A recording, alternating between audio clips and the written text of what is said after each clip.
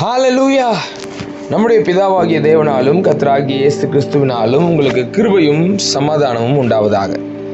பிரியமானவர்களே, ஆண்டவருடைய பெரிதான கிருபையினாலும் ஆவியானவருடைய நடத்தலின்படியும் நாம் தொடர்ச்சியாக சிலுவை பற்றின உபதேசத்தை குறித்து தியானித்து கொண்டு வருகிறோம்.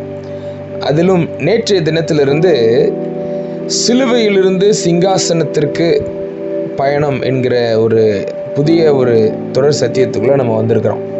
ஸோ நேற்றைய தினத்தில் இயேசு கிறிஸ்து சிலுவையிலே மகா சத்தமாய் கூப்பிட்டு ஜீவனை விட்டார் அப்படின்னு சொல்லி நம்ம வாசித்தோம்.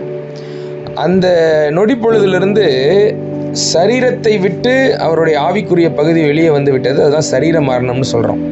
ஸோ சரீர மரணம் என்றால் என்ன, ஆவிக்குரிய மரணம் என்றால் என்ன என்கிற புரிதலெல்லாம் நம்ம நேற்றைய தினத்தில் புரிந்து கொண்டோம். ஸ்பிரிச்சுவல் டெத் அப்படின்னா என்ன, ஃபிசிக்கல் டெத் அப்படின்னா என்னங்கிறத நேற்றைய தினத்தில் புரிந்து கொண்டோம்.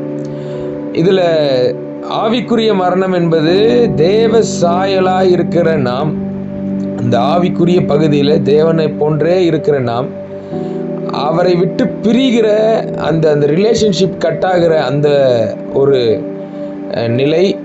அது இல்லாமல் நம்மளுடைய ஆவிக்குரிய பகுதி தெய்வத்தன்மையை செயலுக்குள் கொண்டு வராதபடி செயலிழந்த நிலை என்கிற இந்த இரண்டு புரிதலுக்குள்ளும் நம்ம வந்தோம்.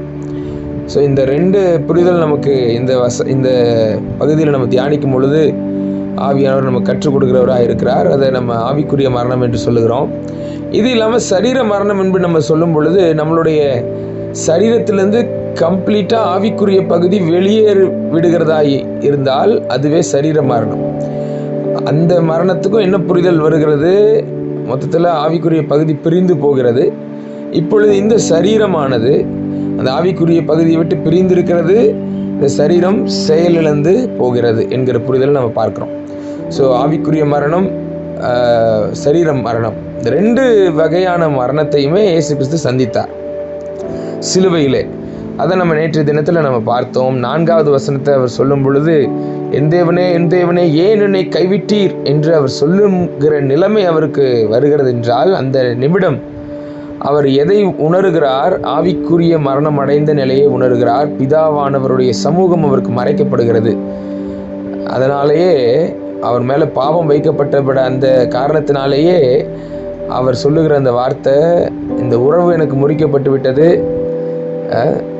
நான் பிரிந்து போன இருக்கிற நிலைமையை உணர்கிறேன் என்கிற அந்த நிலையில தான் என் தேவனே ஏன் என்னை கைவிட்டீர் என்கிற அந்த வசனத்தை அவர் சொல்லும்படியாக இருந்தது. அதைத் தொடர்ந்து 7வது வசனத்தை வாசித்து நம்ம முடிக்கும் பொழுது, பிதாவே உம்முடைய கைகளில் ஆவியை ஒப்புவிக்கிறேன் என்று மகா சத்தமாய் கூப்பிட்டு ஜீவனை விட்டார் என்று சொல்லிலாம் நம்ம வாசித்தோம். ஸோ அது சரீர மரணத்தை குறிக்குது.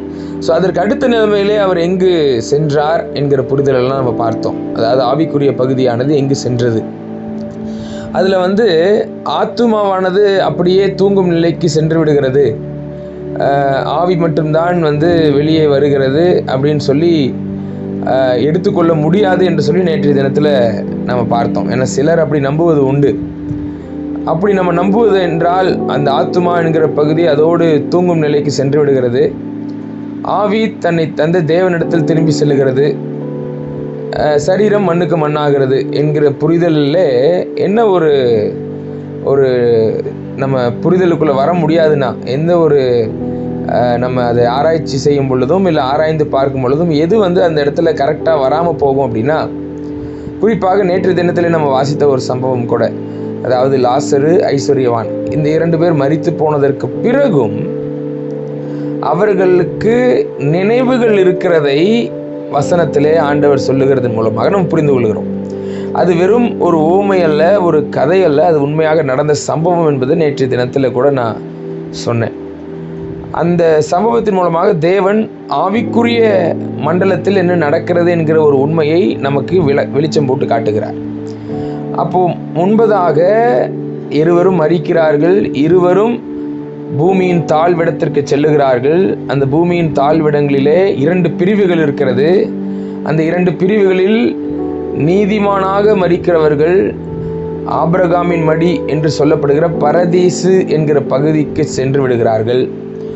அது இல்லாமல் துன்மார்க்கராக மரிக்கிறவர்கள் அவர்கள் இதே பூமியின் தாழ்விடங்களில் ஹேடிஸ் என்கிற பகுதியில் இருக்கிற மற்றொரு பிரிவு, அதை நம்ம பாதாளம் என்று நரகம் என்று சொல்லலாம். அந்த ஒரு இடத்திற்கு அவர்கள் செல்லுகிறார்கள். அங்கு ஒரு வேதனை நிறைந்த இடம் அப்படின்னு சொல்லி நம்ம புரிந்து கொண்டோம். அதோடைய பொருள் வந்து வேதனை நிறைந்த இடம் அப்படிங்கிற அர்த்தம். ஸோ இது ரெண்டுமே அந்த ஹேடிஸ் என்கிற பகுதிக்குள்ளாக இருக்கிற இரு பிரிவுகள்.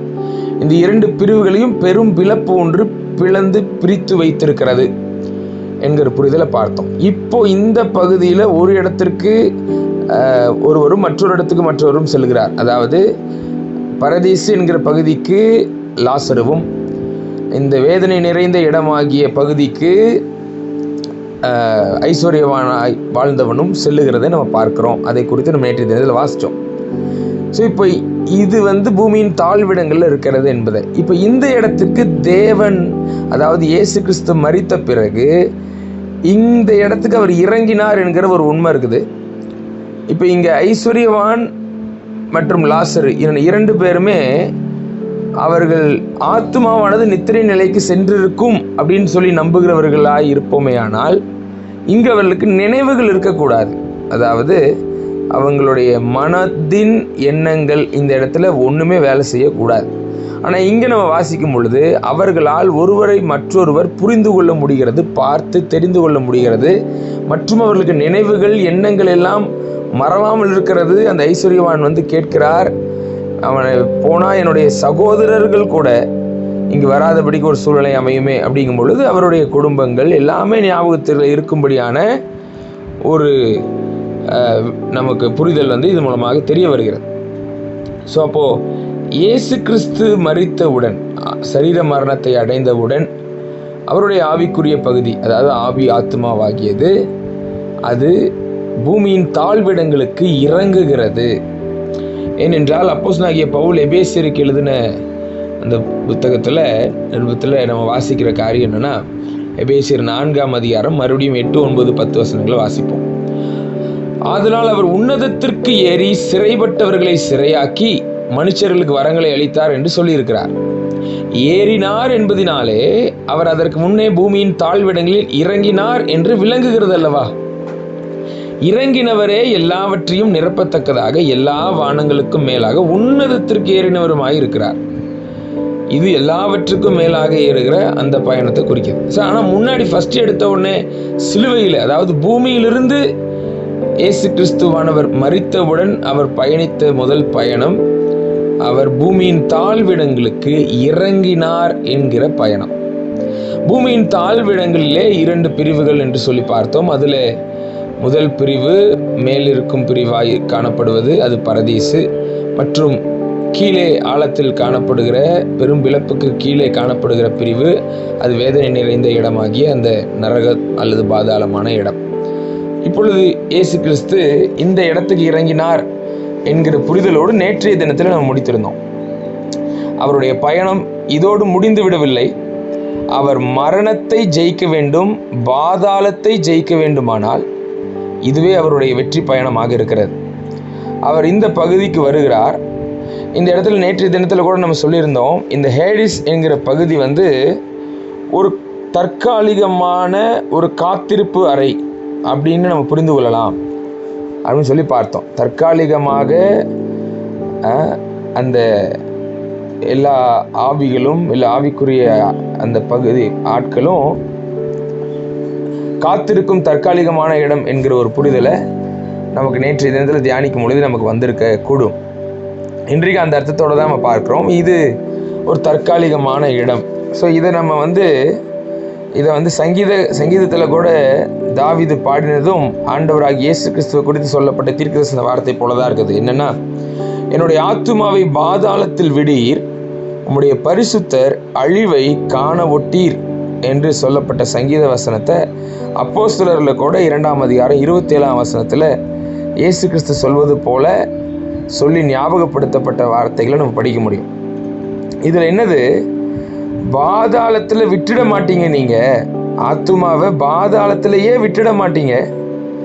அதன் மூலம் அழிஞ்சு போகிறதையும் நீங்கள் அப்படிப்பட்ட சூழ்நிலைக்கு தள்ளிவிட மாட்டீங்க.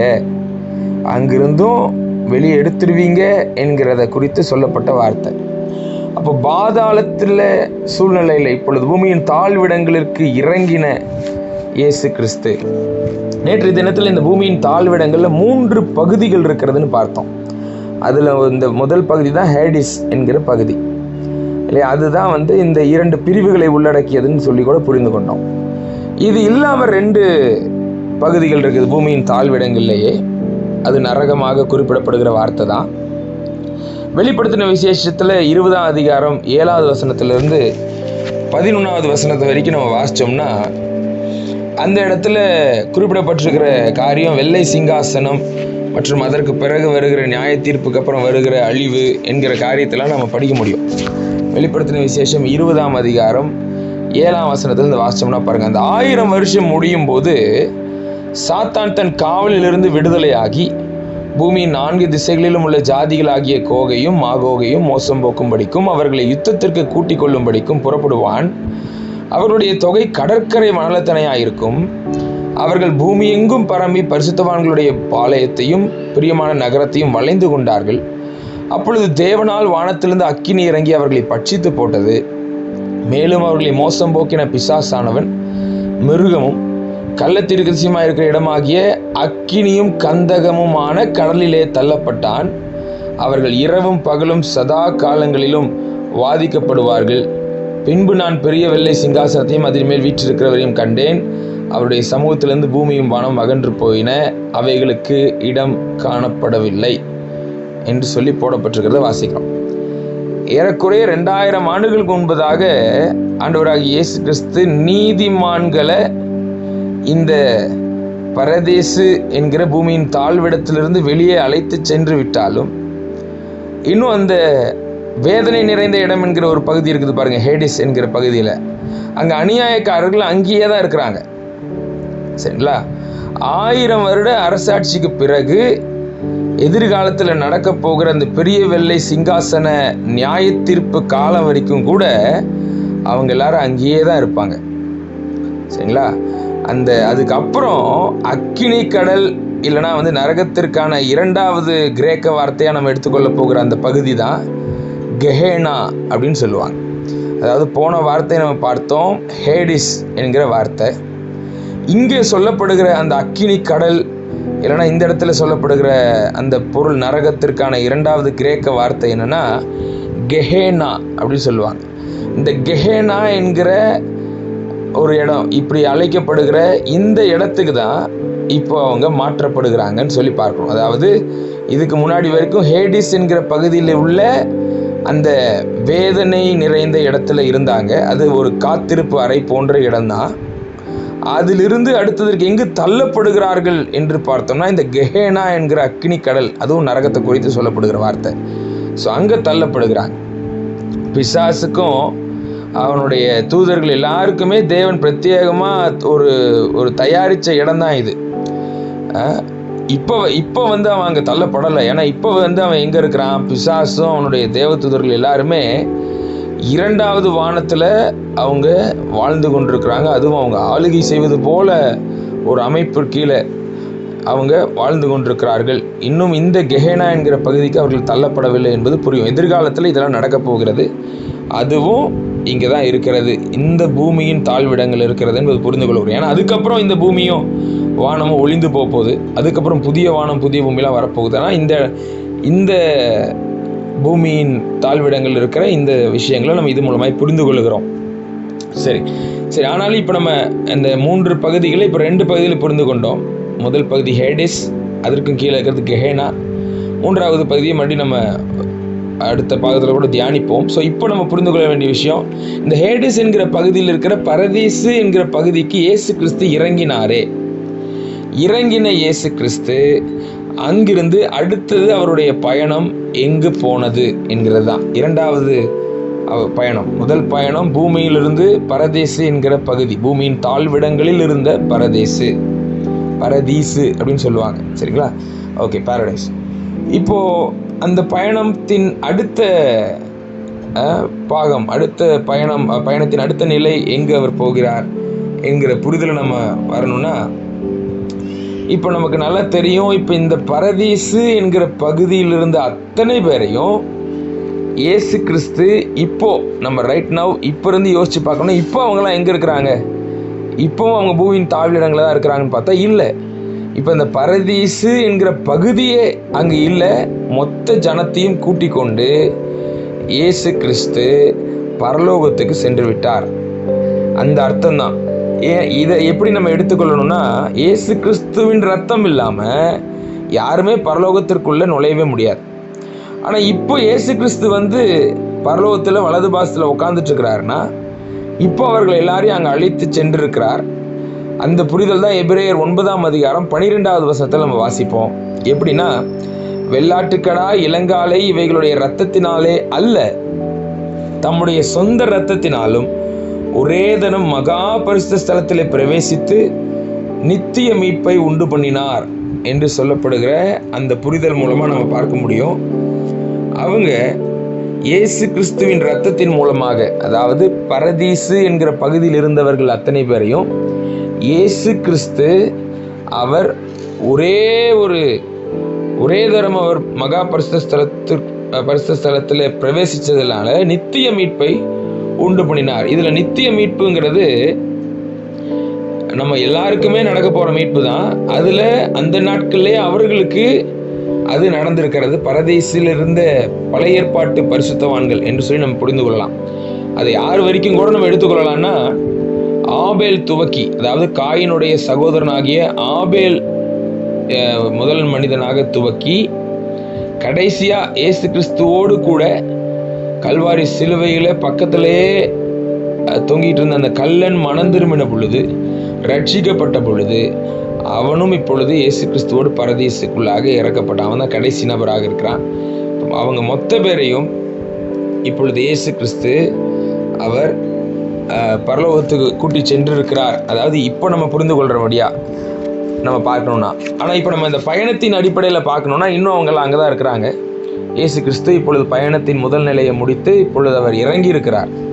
இப்பொழுது பூமியின் தாழ்விடங்களில் இந்த பரதீசு என்கிற பகுதிக்கு இறங்கி இருக்கிறார்.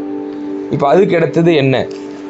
2வது பயணம் எங்க அப்படின்னா, அவர் 2வது பகுதியாக அவர் பரதீசு என்கிற பகுதியிலிருந்து பூமிக்கு ஏறுகிறார். இதுதான் பயணத்தின் 2வது நிலை. பூமிக்கு திரும்பும் பொழுதுதான் அங்கு உயிர்த்தெழுதல் நடக்க போகிற அந்த ஒரு சம்பவம் இருக்கிறது. அப்போ அதை எப்படி நம்ம எடுத்துக்கொள்ளலாம்? மரித்து போய் 3ஆம் நாள் உயிரோடு எழும்புகிறார். அப்போ அந்த 3ஆம் நாள் இந்த பயணம் அங்கு வரும்படியாக நடக்கிறது என்கிற புரிதல். சரிங்களா? அப்போ இங்க பிதாவானவர் மரணத்தினால அவர் கட்டப்பட்டிருக்க கூடாதபடிக்கு அவரை மரணத்திலிருந்து உயிரோடு கூட எழும்பச் செய்கிறார் என்றால், இப்பொழுது அங்கு பாதாளமும் ஜெயிக்கப்பட வேண்டும். மரணம் ஜெயிக்கப்படுக வேண்டுமானால் அங்கு பாதாளம் ஜெயிக்கப்பட வேண்டும். அப்பொழுது இப்போ பாதாளத்திற்குள்ளே இருக்கும்படியான சூழ்நிலையில் இருந்த மொத்த பேரையும், அதாவது பூமியின் தாழ்விடத்தை தான் இது குறிக்கிறது. அதில் தான் இந்த பரதீஸ் என்கிற பகுதி இருக்குது. இந்த பூமியின் தாழ்விடங்கள் அந்த ஹேடிஸ் என்கிற பகுதியில் இருக்கிற மொத்த பேரையும் அவர் வெளியே அழைத்து கொண்டு வர வேண்டும். அவர் பாதாளத்தை ஜெயிக்க வேண்டும். இப்பொழுது அவர் 3ஆம் நாளிலே பூமிக்கு திரும்புகிறார். இப்போ இதை பற்றின வசனங்களை நம்ம புரிந்து கொள்ளணும்னா, அந்த உயிர்த்தெழுதலின் நாளப்போ நடக்கிற சம்பவத்தை நம்ம ரொம்ப தெளிவாக புரிந்து கொள்ளணும்னா, அப்போஸ்தலனாகிய யோவான் எழுதின சுவிசேஷம் 20ஆம் அதிகாரம் 14ஆம் வசனத்தை நாம் வாசிக்கும் பொழுது, இவைகளை சொல்லி பின்னாக திரும்பி இயேசு நிற்கிறதை கண்டால், ஆனாலும் அவரை இயேசு என்று அறியாதிருந்தாள். அதாவது மகதலேனா மரியாள் கல்லறைக்கு பார்க்குறாங்க. அதுக்கு அந்த டைம் அப்போ இயேசு கிறிஸ்து பின்னாடி நிற்கிறாரு. கண்டத உடனே அவருக்கு இயேசு என்று அறியாதிருந்தால், இயேசு அவளை பார்த்து, ஸ்திரியே, ஏன் அழுகிறாய்? யாரை தேடுகிறாய் என்றார். அவள் அவரை தோட்டக்காரன் என்று எண்ணி, ஐயா, நீர் அவரை எடுத்துக்கொண்டு போனது உண்டானால் அவரை வைத்த இடத்தை எனக்கு சொல்லும், நான் போய் அவரை எடுத்துக்கொள்ளுவேன். இயேசு அவளை நோக்கி, மரியாளே என்றார். அவள் திரும்பி பார்த்து, ரபூனி என்றாள். அதற்கு போதகரே என்று அர்த்தமாம். பாருங்க, இந்த ஒரு உயிர்த்தெழுதலின் சம்பவத்தை குறித்து நம்ம பார்க்கிறோம். இப்போ இங்க இப்படி 2 பேரும் பேசிக்கிறாங்களே, இந்த பேசிக்கொள்ளுகிற தருணம் எப்போ நடந்துச்சு அப்படின்னு நம்ம பார்க்கணும்னா, இந்த 20ஆம் அதிகாரத்தில் முதல் வசனத்திலிருந்து வாசிச்சோம்னா பாருங்களேன். யோவான் 20ஆம் அதிகாரம் முதல் வசனம். வாரத்தின் முதல் நாள் காலையில் அதிக இருட்டோடே மகதலேனா மரியாள் கல்லறையின் இடத்திற்கு வந்து கல்லறையை அடைத்திருந்த கல் எடுத்து போட்டிருக்க கண்டால், உடனே அவள் ஓடி சீமோன் பேதுருவினிடத்திலும் இயேசுவுக்கு அன்பாயிருந்த மற்ற சீஷனிடத்திற்கும் போய், கர்த்தரை கல்லறையிலிருந்து எடுத்துக்கொண்டு போய்விட்டார்கள், அவரை வைத்த இடம் எங்களுக்கு தெரியவில்லை என்றாள். அப்பொழுது பேதுருவும் மற்ற சீஷனும் கல்லறையிடத்திற்கு போகும்படி புறப்பட்டு இருவரும் ஒருமித்து ஓடினார்கள். பேதுருவை பார்க்கலும் மற்ற சீஷன் துரிதமாய் ஓடி முந்தி கல்லறையிடத்தில் வந்து அதற்குள்ளே குனிந்து பார்த்து சீலைகள் கிடக்கிறதை கண்டான். ஆனாலும் அவன் உள்ளே போகவில்லை. சீமோன் பேதுரு அவனுக்கு பின்னே வந்து கல்லறைக்குள்ளே பிரவேசித்து சீலைகள் கிடக்கிறதையும் அவருடைய தலையில் சுற்றியிருந்த சீலை மற்ற சீலைகளுடனே வைத்திராமல் தனியே ஒரு இடத்தில் சுருட்டி வைத்திருக்கிறதையும் கண்டான். முந்தி கல்லறையிடத்திற்கு வந்த மற்ற சீஷனும் அப்பொழுது உள்ளே பிரவேசித்து கண்டு விசுவாசித்தான். அவர் மரித்தோரிலிருந்து எழுந்திருக்க வேண்டும் என்கிற வேத வாக்கியத்தை அவர்கள் இன்னும் அறியாதிருந்தார்கள். பின்பு அந்த சீஷர்கள் தங்களுடைய இடத்திற்கு திரும்பி போனார்கள். மரியாள் கல்லறையின் அருகே வெளியே நின்று அழுது கொண்டிருந்தாள். அப்படி அழுது கொண்டிருக்கையில் அவள் குனிந்து கல்லறைக்குள்ளே பார்த்து அப்படின்னு சொல்லி வசனங்கள் வருகிறது. இப்போதான் இயேசுவின் சரீரம் வைக்கப்பட்ட இடத்திலே வெள்ளுடை தரித்தவர்களாய் 2 தூதர்கள் தலைமாட்டில் ஒருவனும் கால் மாட்டில் ஒருவனுமாக உட்கார்ந்து இருக்கிறதை கண்டாள். அவர்கள் அவளை நோக்கி, ஸ்திரியே ஏன் அழுகிறாய் என்றார்கள். அதற்கு அவள், என் ஆண்டவரை எடுத்துக்கொண்டு போய்விட்டார்கள், அவரை வைத்த இடம் எனக்கு தெரியவில்லை என்றாள் என்று சொல்லி பார்க்கணும். அதுக்கப்புறம் நம்ம வசனத்தை வாசித்தோம் 14ஆம் வசனத்திலேருந்து. இது நம்ம நடந்த சம்பவம் எப்போ நம்மளால பார்க்க முடியுதுன்னா, அதிகாலை வேலை, அதுவும் அதிக இருட்டோடே. அப்படிங்கும் பொழுது அதிகாலையில் கிட்டத்தட்ட 4 மணி அந்த ஜாமத்தின் நேரமாக இருக்கும் என்று கணிக்கிறார்கள். இவர்களை பொறுத்த வரைக்கும் யூதர்களுடைய டைம் பீரியடாக அவர்கள் வாழ்ந்த நாட்கள் அப்போ 1ஆம் மணி வேலை அப்படிங்கிறதே 6 மணியிலிருந்து தான் கவுண்ட் ஆகுது. 6 மணிலேருந்து அவங்களுடைய கவுண்டிங்கே ஸ்டார்ட் ஆகுது இல்லையா. 3ஆம் மணி வேலை அப்படின்னா 9 மணி, அப்படின்னா 6 மணிலேருந்து ஸ்டார்ட் ஆகுது. 1ஆம் மணினா 7, 8, 9 நம்ம கணக்குப்படி. அப்போது அவங்க இரவிலும் அது அவங்களுடைய டைம் பீரியடுக்கே உள்ள முந்தின இரவுங்கிற அர்த்தத்திலிருந்து ரொம்ப இருட்டோடே வந்து பார்க்கிறபடியான அர்த்தம் வருகிறது. வாரத்தின் முதல் நாள் காலையில் அதிக இருட்டோடே அப்படின்னு போடப்பட்டிருக்குது. ஸோ இந்த டைமில் வந்து பார்த்தாங்க. இவ ஓடி போய் மறுபடியும் அவங்கள கூட்டிகிட்டு வந்துட்டா. இவ அங்கேயே இருக்கிறா, அழுதுட்டுருக்கிறா. ஸோ இது அதிகாலையில் நடந்ததாக நம்ம இந்த வசனங்களில் வாசிக்கிறோம். அந்த டைம் அப்போது ரபூனின்னு சொல்லிட்டு கண்டுபிடிச்சாச்சு. இப்போது 16ஆம் வசனத்தில் வாசிக்கிறோம், இயேசு அவளை நோக்கி மரியாளே என்றாரு. அவள் திரும்பி பார்த்து ரபூனி என்றால் அதற்கு போதகரே என்று அர்த்தம் ஆம்னு. உடனே 17ஆம் வசனம் பாருங்க. இயேசு அவளை நோக்கி, என்னை தொடாதே, நான் இன்னும் என் பிதாவின் இடத்திற்கு ஏறி போகவில்லை. நீ என் சகோதரிடத்திற்கு போய், நான் என் பிதாவின் இடத்திற்கும் உங்கள் பிதாவின் இடத்திற்கும் என் தேவனிடத்திற்கும் உங்கள் தேவனிடத்திற்கும் ஏறி போகிறேன் என்று அவர்களுக்கு சொல்லு என்றார். பாருங்க, இந்த இடத்துல வந்து ஏறி போகிற வார்த்தையை அதிகமாக நம்ம கவனிக்க வேண்டியதாக இருக்குது. அது இல்லாமல் ஸ்டில் அவர் வந்து இப்போது பரலோகத்துக்கே போகல, பிதாவின் இடத்திற்கு இன்னும் போகலை. அவர் இப்பொழுது உயிரோடு எழுந்தவர் எங்கிருந்து வந்திருக்கிறார் என்கிற புரிதல் நமக்கு வருது. அதனால தான் பவுல் சொல்கிறார், அவர் மேலே ஏறினார்னா என்னப்பா, இப்போ முன்னாடி இறங்கினாருன்னு தானே நமக்கே புரிய வருதில்ல அப்படின்னு சொல்லி அவருடைய வார்த்தைகளில் போடுறதுன்னு வாசிக்கிறோம். அப்போது இங்கே இரண்டாவது பயணத்து 2வது நிலை, அவர் ஹேடிஸ் என்கிற அந்த பரதீசு பகுதியிலிருந்து அவர் இப்பொழுது பூமிக்கு வருகிறார். பூமியிலிருந்து கீழே பூமியின் தாழ்விடத்தும் ஹேடிஸ் என்கிற பகுதிக்கு பயணம் 1 என்றால், இப்பொழுது அந்த ஹேடிஸ் என்கிற பகுதியிலிருந்து பூமிக்கு பயணம் 2 என்பதை நம்ம புரிந்து கொள்ளலாம். அவர் இந்த இடத்துல வந்து ரொம்ப தெளிவாக சொல்கிறாரு, நான் இன்னும் என் பிதாவின் இடத்திற்கு ஏறி போகவில்லை. அந்த இடத்துல நம்ம அதை ரொம்ப தெளிவாக வாசிக்கிறோம். போய் சொல்லுன்னு சொன்னோன்னா மகதலேனா மரியாள் போய் தான் கர்த்தரை கண்டதையும் அவர் தன்னுடனே சொன்னவைகளையும் சீஷருக்கு அறிவித்தால், வாரத்தின் முதல் நாளாகிய அன்றைய தினம் சாயங்கால வேளையிலே சீஷர்கள் கூடியிருந்த இடத்தில் யூதர்களுக்கு பயந்ததினால் கதவுகள் பூட்டியிருக்கையில் இயேசு வந்து நடுவேன் என்று உங்களுக்கு சமாதானம் என்றார். இப்போ கவனிங்க, இப்போ இவ்வளோ நேரம் வந்து காலை வேளையில் இருந்தாங்க. அவர் சொல்லி அனுப்பிச்சிடறாரு, நீ போய் எல்லாருக்கும் சொல்லுன்னு சொல்லிட்டு. அவன் வந்து இங்கே சொல்லிட்டு எல்லாருக்கும் இப்போ நியூஸ் பரவிட்டு இருக்குது. அப்புறம் சாயங்கால வேளையில் பயந்துட்டு இருக்கிறாங்க இவங்க எல்லாரும். பூட்டின அறைக்குள்ள அதே நாளில் மாலையில் அவர் திரும்பி வந்து சீஷர்களுக்கு முன்பாக அவர் தோன்றுகிறத நம்ம பார்க்கிறோம். இப்போ வந்து அவர்கள் அவரை தொடலாம், வந்து பேசலாம், எல்லாமே பண்ணலாம், தொட்டு கூட பார்க்கலாம் அப்படிங்கிறது. ஆனால் இன்னைக்கு என்ன நடந்துச்சு, மரியாளால் ஏன் காலையில் அவரை தொட முடியலை, தொட வேண்டான்னு அவர் சொல்கிறாரு இல்லையா, என்ன தொடாதே அப்படிங்கிறார்.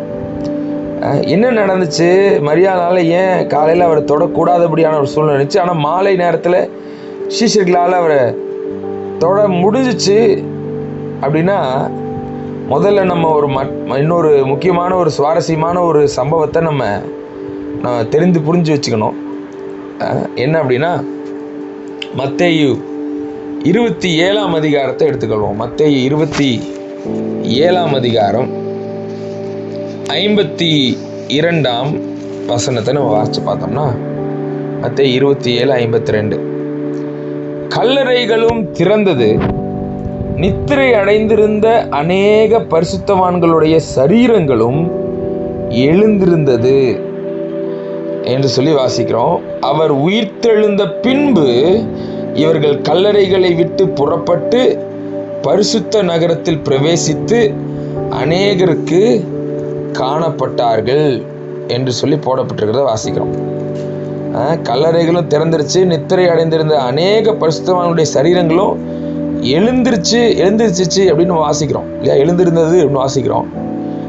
எருசலேமில் வசிக்கிறவங்க இந்த கல்லறைகள் திறந்திருக்கிறதையும் சரி, பழைய பரிசுத்தவான்கள், அதாவது பழைய ஏற்பாட்டு பரிசுத்தவான்களாய் கருதப்பட்டவர்கள் பலரும் ஆங்காங்கே சுற்றி வருவதையும் எல்லாரும் பார்க்கிறாங்க. இந்த எருசலேமில் வாழ்ந்து கொண்டிருக்கிற நிறைய பேர் அவர்களில் சிலரை வந்து பார்த்து அடையாளமே தெரிந்து கொள்றாங்க. அந்த அளவுக்கு இப்போ நிகழ்ச்சிகள் நடக்கிறது என்கிறத பார்க்கிறோம். இப்போ இது எப்போதான் நடக்குது, நல்லா கவனிக்க வேண்டிய விஷயம். இந்த வசனங்கள் நம்ம இப்படி போட்டுருக்கிறதுனால, அதாவது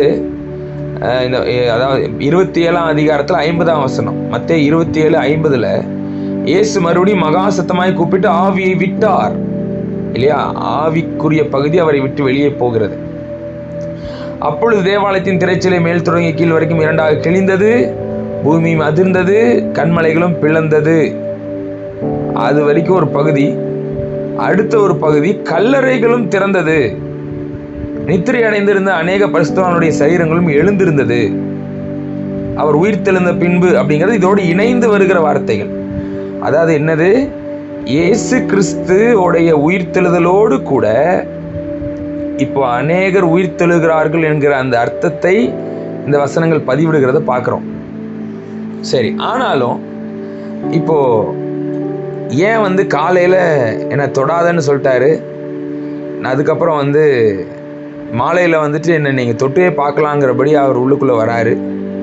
அப்போ இந்த இரண்டாம் பயணத்திற்கு அப்புறம் மூன்றாவது பயணம் என்ன? ஏன்னா அந்த பரதீசு பகுதியிலிருந்து பூமிக்கு வந்துட்டார், மேலே வந்த விஷயமே உயிர்த்தெழுதலை குறிக்குது. ஸோ உயிர்த்தெழுதலின் அனுபவம் இப்போ வந்தாச்சு. ஆனாலும் அதுக்கப்புறம் எங்கே பயணம், அந்த காலையிலேருந்து மாலைக்குள்ளே என்ன பயணம், எங்கே போனார், பிதாவிடத்திற்கு நான் இன்னும் போயிட்டு வரலன்னு சொல்கிறாரு. அப்போ அந்த பயணம் என்ன?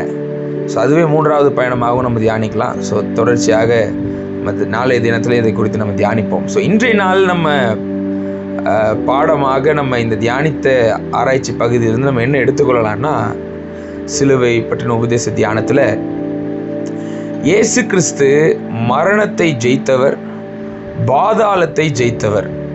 அவரை விசுவாசிக்கிற அத்தனை பேரும் மரணத்தை ஜெயிப்பார்கள், பாதாளத்தை ஜெயிப்பார்கள். பாதாளத்தின் வாசல்கள் அவர்களை மேற்கொள்வது இல்லை என்கிற ஒரு உறுதி நிச்சயமாய் நமக்கு உண்டு. நம்மை தேவன் நித்திய ஜீவனுக்குள்ளே பிரவேசிக்க வைத்திருக்கிறார். நம்மளை அவரோடு கூட சிங்காசனத்தில் அமர வைத்திருக்கிறார். இந்த ஒரு புரிதல் நமக்கு இருக்கணும். அதை நம்ம நேற்றைய தினத்தில் வாசித்தது போல இன்றைக்கும் அந்த வசனத்தை வாசித்து நம்ம நிறைவு செய்ய போகிறோம். எபேசியர் 2ஆம் அதிகாரம் 7ஆம் வசனம், கிறிஸ்து இயேசுவுக்குள் நம்மை அவரோடே கூட எழுப்பி உன்னதங்களிலே அவரோடே கூட உட்காரவும் செய்தார். அப்போ நம்ம சிங்காசனத்தின் வாழ்க்கையை வாழ்வதற்காக இப்பொழுது தேவன் நம்மை ஆசீர்வதித்திருக்கிறார். அப்படிதான் நம்மளை உட்கார வைத்திருக்கிறார். ஆளுகை செய்யும்படியாக, ஆண்டு கொள்ளும்படியாக ராஜ்யத்தின் வாழ்க்கையை நம்ம கொடுத்திருக்கிறார். ஸோ அந்த புரிதலில் தொடர்ச்சியாக நம்ம வரும் நாட்களில் நம்ம தியானிப்போம். நாம் ஜெபிப்போமா? பரலோக பிதாவே, இந்த அருமையான நல்ல நாளுக்காய் நன்றி. ஆண்டவரே, நாங்கள் வாசித்த வசனங்கள், தியானித்த காரியங்கள் ஒவ்வொன்றிலும் உம்முடைய கிருபை எங்களோடு இருப்பதற்காக நன்றி அப்பா. ஆவியானவரே, நீர் விளக்கி கூறுவதினாலே எங்களுக்கு ஆண்டவரே கண்கள் திறக்கப்படுகிறது, எங்களுக்கு சற்று புரிகிறது. இன்னும் ஆழமாய், இன்னும் அதிகமாய் நாங்கள் விளங்கி கொள்ள, நாங்கள் கற்றுக்கொள்ள கர்த்தாவே உம்முடைய பாதத்திலே நாங்கள் அர்ப்பணிக்கிறோம்.